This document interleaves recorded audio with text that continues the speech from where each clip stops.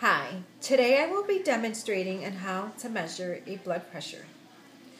Each time your heart pumps, blood is pushed into the arterial system with force. Checking your blood pressure regularly can help prevent many diseases, including heart disease.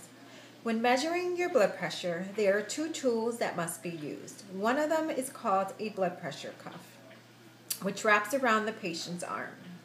The purpose of the blood pressure cuff is to temporarily stop blood flow.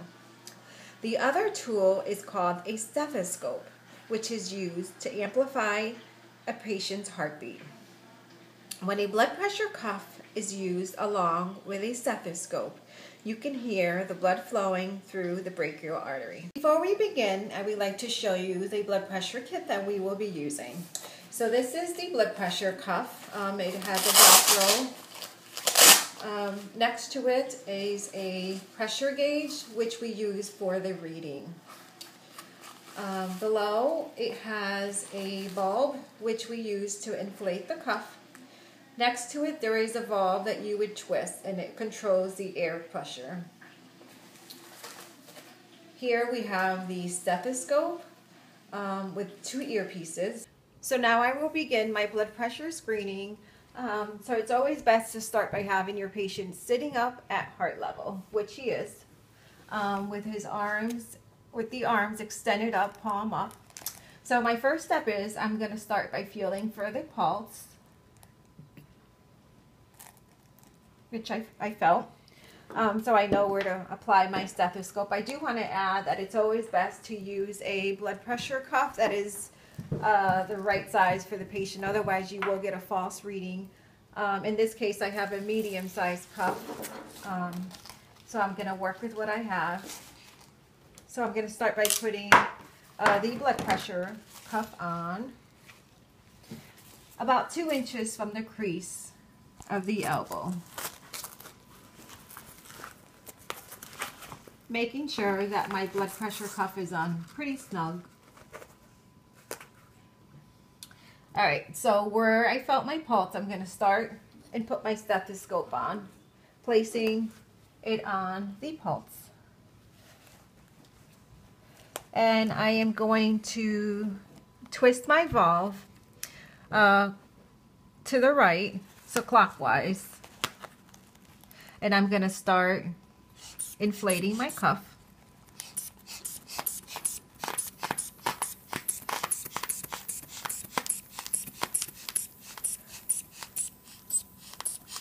To about 160, 180.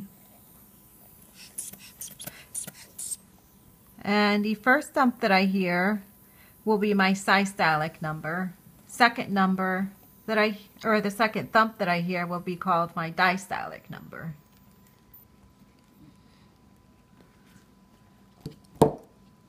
Alright, so I have my reading. And when you ever record your readings, blood pressure readings, it is always best to record it in a fraction, or it is recorded in a fraction form. So you got to watch me on how to demonstrate and measure a blood pressure. I did want to add that when you record a blood pressure, it is recorded in millimeters mercury. And as I've said before, you will write it down as a fraction.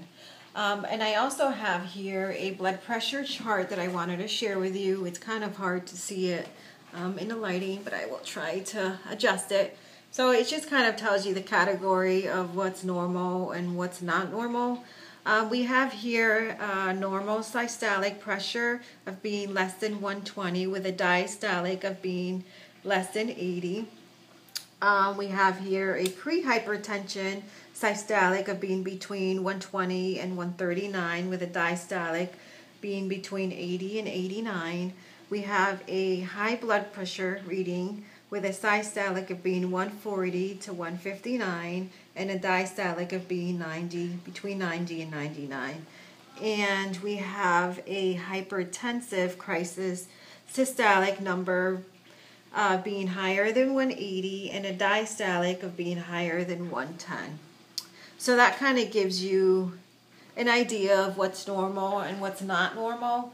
And I did want to add that there are many factors that can contribute to high blood pressure, such as smoking and drinking caffeinated beverages.